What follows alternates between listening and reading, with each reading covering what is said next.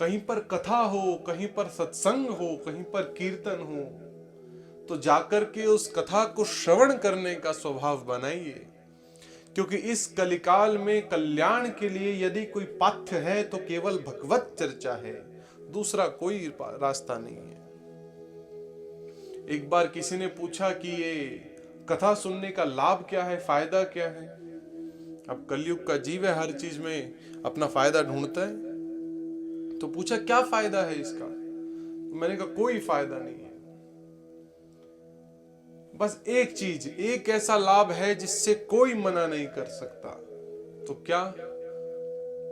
तो अच्छा, आप लोग यहां पर कितनी संख्या में होंगे? 500, 400, 500 लोग बैठे हैं।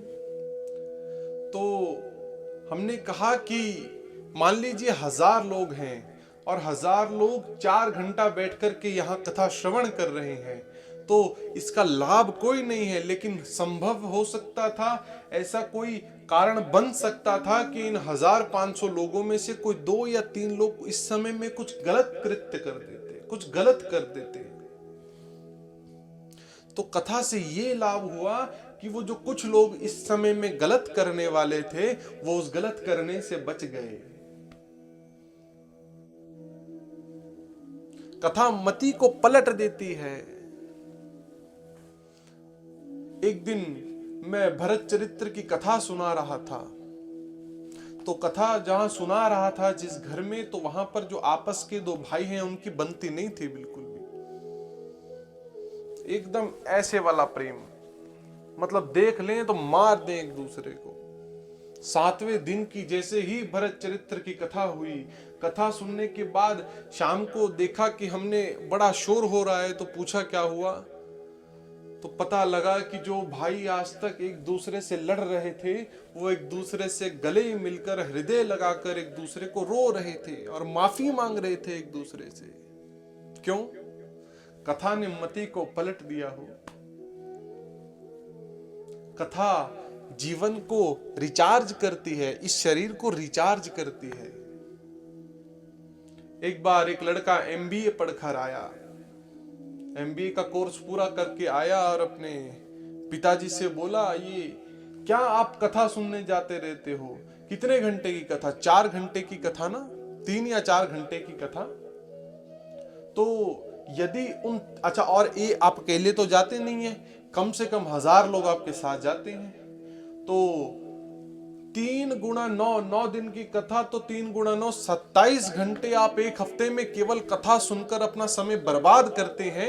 यदि इस समय में आप कोई काम कर लेते तो आप देश के लिए कितना आगे, देश को कितना आगे बढ़ा देते। पिता निरुत्तर हो गया, गया व्यास जी के पास जो कथा सुना रहे थे, बोला ऐसा ऐसा मेरे पुत्र ने पूछा है। महाराज जी ने बोला अपने पुत्र को ले आओ। आएगा नहीं, किसी भी तरह ले आओ। तो पिता अगले दिन पुत्र को लेकर आया, बोला प्रणाम करो। प्रणाम किया, तो बोला मेरा प्रश्न ये है कि यदि इन 27 घंटे में कोई काम हो जाता, कुछ अच्छा कर्म कर लेते, तो क्या पता देश हमारा कितना आगे बढ़ जाता। तो महाराज श्री ने उससे पूछा कि तुम क्या करते हो? बोला एमबीए कर कर आया हूं, जॉब करता हूं। कितने बजे से? बोला 9 बजे से लेकर शाम को 5 बजे तक। अच्छा, और फिर?